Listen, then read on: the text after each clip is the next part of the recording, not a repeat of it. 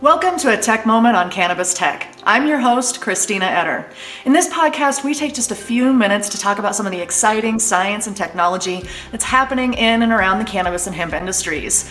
And today, we're going to talk about extractions. Now, the market for cannabis extractions has come a long way in the last several years, and the technology and the science behind these products is continually evolving and changing cannabis extractions and all of the processes that are behind these products.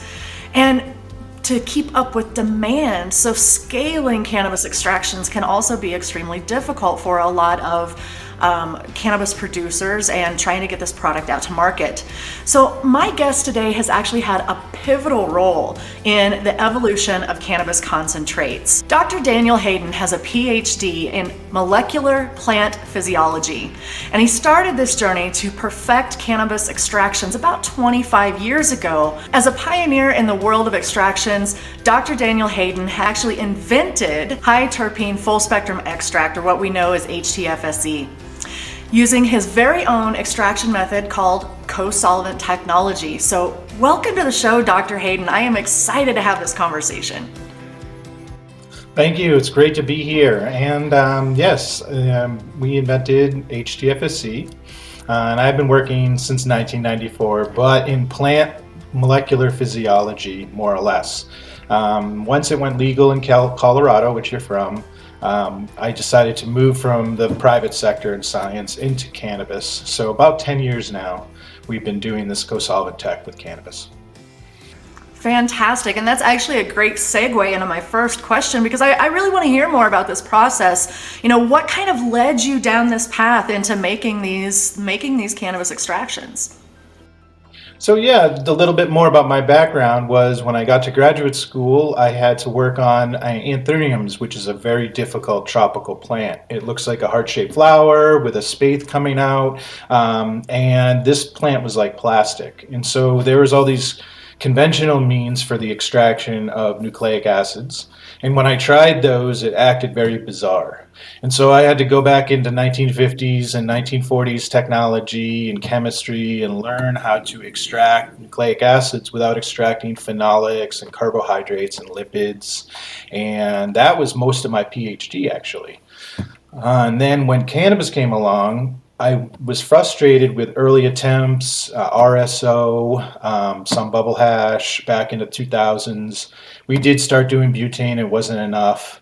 And finally, with this addition of CO2 alongside the butane, it finally started making sense. And it reminded me of my extraction in my PhD days, the whole process. And so then it was just about being a scientist and using what I've learned my entire career, kind of optimize the extraction technology. So briefly, we just expose the plant material to CO2. It's not super critical. We don't run it with the CO2. We just bathe it more or less in CO2. And that kind of imbues itself into the resin and almost carbonates it like a soft drink.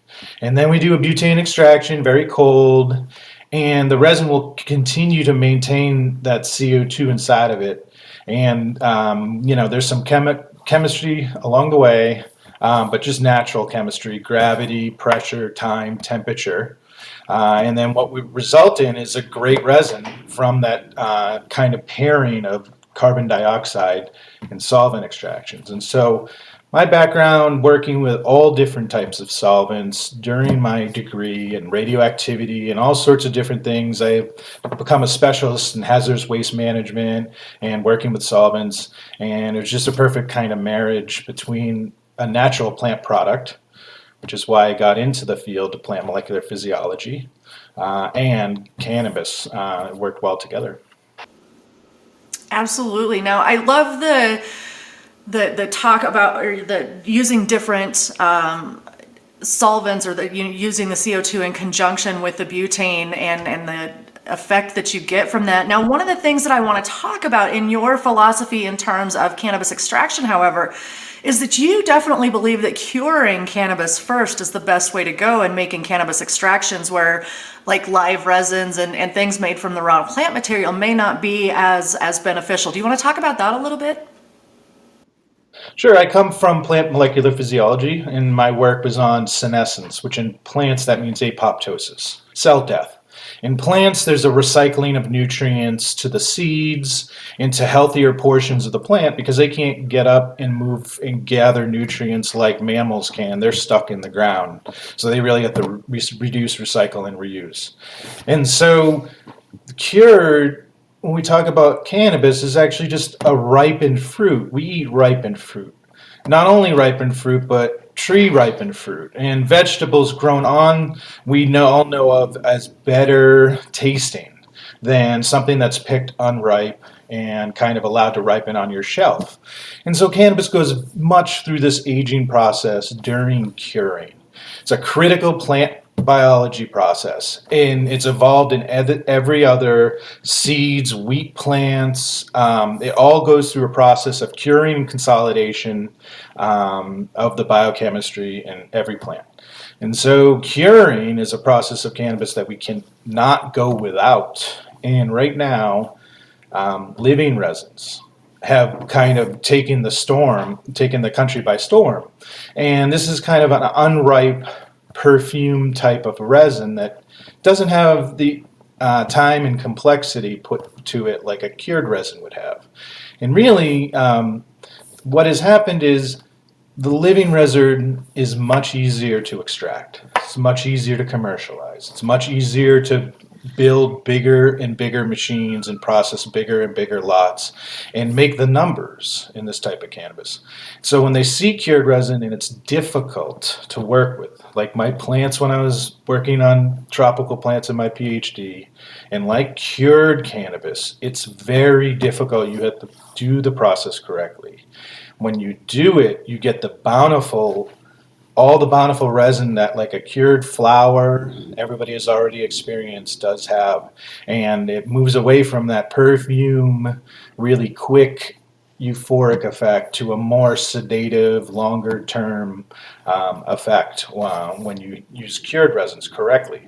But I'm on here to tell you about extractions. So you can get cured resin right now, but it's either remediated beyond all recognition, or put through clays or distillates, or you can get a live resin.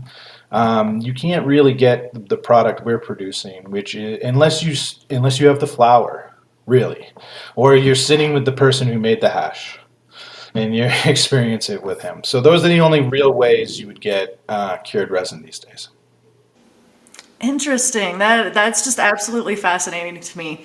And it's just fascinating, I think, in general to see the different products and and how the industry is evolving. And with people like you, with your expertise getting involved, we're learning more about the plant, we're learning more about how to make it most beneficial, to be most efficient, and to create the compounds that are really going to be useful within the industry. So it's absolutely fascinating to hear you talk about it, about cured plant versus live plant in that way. So now that you're talking about the product that you actually create, let's talk about that a little bit and kind of how did you take all of this expertise and then transform it into your company, your Extractioneering there in Oregon? Well, it was based on being involved with cannabis my entire life and really respecting the plant and understanding what it is, and then having those views be under siege continuously by outside forces. And then that's just how I learned to live with it. And so when we formed Extractioneering, we were just playing around. It was a eureka moment when we added the CO2 and the butane together, and it was really me following the moment. Everybody else transitioned to kind of machines that other people built and that they were generally used, and those kind of helped them safely extract. And since I had the experience in my scientific life, I could choose to be competent enough with what I was working with to work with CO2 and butane, and I went in that path. And then I met my lovely wife, and she has skills for marketing and SEO and websites, online commerce. Her parents are all in IT and social media.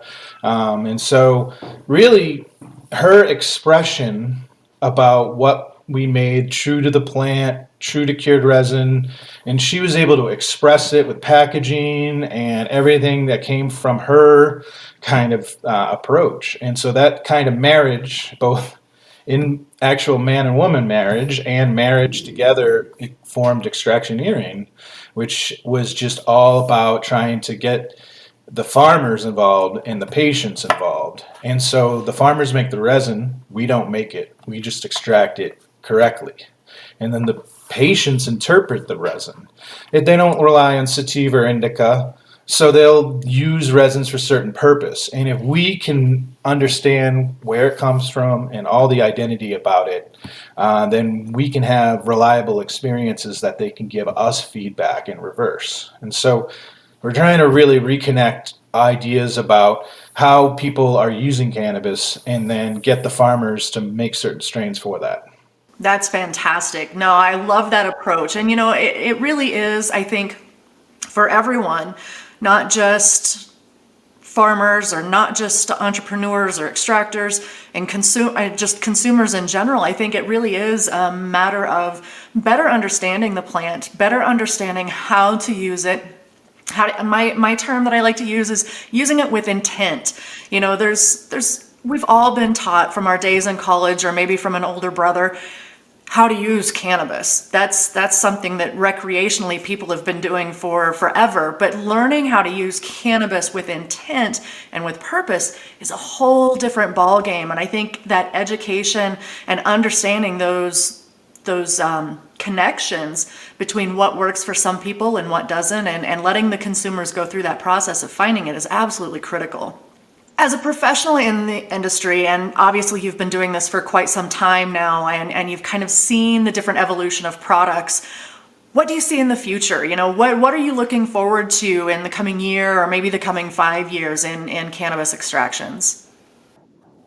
Well, it took us a while to get to market. We really wanted to honor the system, the legal system, but that kind of broke our backs because we didn't take investment. We had to lead our own path with our own mission. So I'm hoping right now, today is the moment, but that the word gets out that there's a more authentic type of extraction experience and that we have to move back towards cured resin. And start believing in some darker products don't necessarily hurt the process, and start chasing kind of THC percentage and kind of hopefully marry where hemp farmers are now and where THC cannabis farmers are now, kind of pull them into cured cannabis and different cannabinoids in actual vaporizable, smokable, or extractable means and products, and not kind of split off into 10 different groups, pharma, synthetic, ratioed, very specific cannabinoids, purified, but more or less consolidate the spirit of what people are trying to do in cultivating cannabis and make those cannabinoid ratios and expressions in breeding and execution, and not to be afraid of THC. Unbolt THC and not to be afraid of it, but inclusive. And it's funny, of course, about diversity and everything like that is, I think THC has been oppressed. I think cannabis has been oppressed. This is the social equity that we need, are these two substances, black, white, all different colors you can possibly be. We're just talking about cannabis still being oppressed and THC still being vilified. So we have to learn how, to reincorporate those back into this whole industry. Right. I can't agree with that more. Just in the last few years that I've been a part of the industry and coming from the Midwest and then relocating out here to Colorado, it's just very fascinating to me to hear their stories and how badly cannabis is still villainized out in the Midwest, in Iowa, and in Minneapolis or Minnesota, in that area. It's just very, very fascinating to me. And even here recently in Colorado, there in Denver, a lawmaker up there is talking about introducing this bill to kind of limit THC content in products. I'd love to hear your perspective on that and why that could be such a problem. I'm gathering two sides of this: edibles or just vaporizable products. If vaporizable products, it's just not an understanding of the science. He doesn't want like 100%, but he's okay with 30%. That's just flawed science and thinking. As far as what we were talking about, the THC percentage in edibles, I do have. I want to move forward with that, and I would prefer, even if I have a raw virgin extract from the plant and I melt it into some coconut oil, and I make a batch that's reliable that the patients love for sleeping. I want to put that in a capsule because capsules, nobody just takes random capsules, and everybody understands what comes in capsules is more like a medication.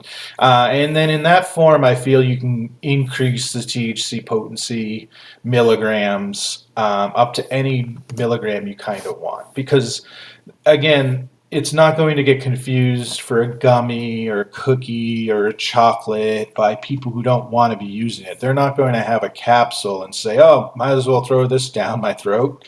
And so I think treating cannabis like somebody may accidentally ingest it who doesn't want it for the edible portion is should be capsulized. And then if we want a food experience with cannabis, an in-person event, a savory type of event, or you buy a bottle of olive oil, and you go home with purpose and cook a meal and finish it up. And this is more of a sound practice with THC edibles than the gummy, the chocolate. But as far as like an extractable cartridge, you can't have a cartridge over 75% THC because it causes brain damage. I mean, I don't support this at all. And if I had a agency that was a collective effort, I would attack it right away. And so that leads us to say, you talked about a lawmaker making choices for us. So in California, 38 million people, a single lawmaker said ban on smokable hemp. And so he made that decision for 38 million Californians. And this is because in cannabis, we're not collectively bargained. So together we have to join together and say, we are not alcohol. We are cannabis. We drive on cannabis. We use cannabis in social situations. We are not intoxicated or high on cannabis. This is a health and wellness product. It's a phytonutrient that we nourish our bodies with in different ways. People can take too much, but people can drink too much sugar, be too sleepy. So we have to collectively bargain this. If we let people, again, attack it based on personal pride out there, it's because we're fragmented and everybody's gathering up everything for themselves and not collectively joining together. No, that's a great viewpoint, and you're right.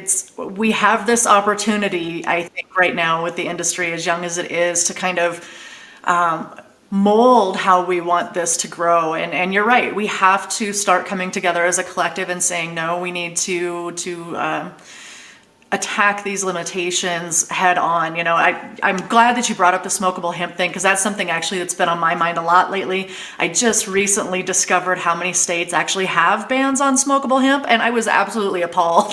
I absolutely couldn't believe that just because they don't want to legalize cannabis, they're banning this other relatively benign product. So it's really interesting to me to see how this is all kind of coming to fruition. And I'm hoping that maybe the legislation changes, in the next couple of years may help to change some of that and create maybe a more level playing field for the cannabis and hemp industries. Yeah, just briefly, it's because we're not collectively bargained. So it is a very, I don't know, the right racist trope to ban a smokable substance. It's a very racial type of attack on this substance. And they also want to say medicine is not smoked. And they want to give it to the pharmaceutical industry to dispense in purified ways. And we want to keep it as a phytonutrient. And we have evolved with the plant as an inhalable, ingestible product. And the compounds in it that are vaporized during that event are fully, taken up into the blood as they should be and are able to cross the blood-brain barrier. When we eat it, some of it is true, but a lot of those compounds are lost through digestion. And so we never evolved with that practice. We evolved with a inhalation practice. So if they want to win me over in the ban on things, they can pursue better ways, more protectable ways to vaporize this product. They can assist companies to help them do that. They can tell the public which companies have devices that are approved for the vaporization and inhalable actions of hemp and cannabis, rather than just straight up saying medicine isn't inhaled and then giving somebody an inhaler that's propelled by butane for asthma. So it's very frustrating there. Right, right. Good point on the inhalers. I hadn't even made that connection. So that's such a great point.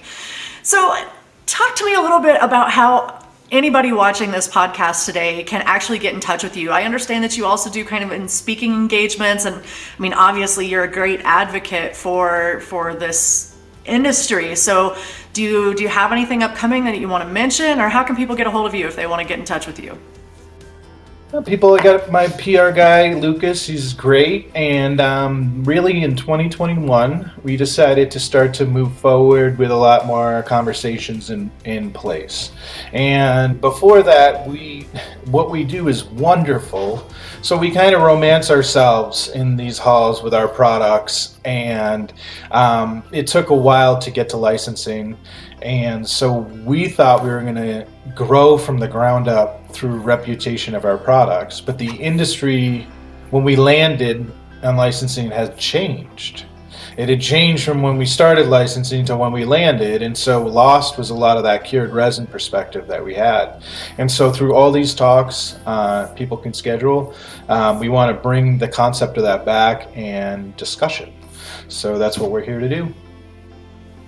Fantastic. Well, I appreciate your time today so much and for coming on the show. We love to talk to the experts in the industry, and clearly you're one of those experts. So we really appreciate your time today, and we look forward to your continued innovation in the industry and more products to come from Extractioneering. Thank you very much.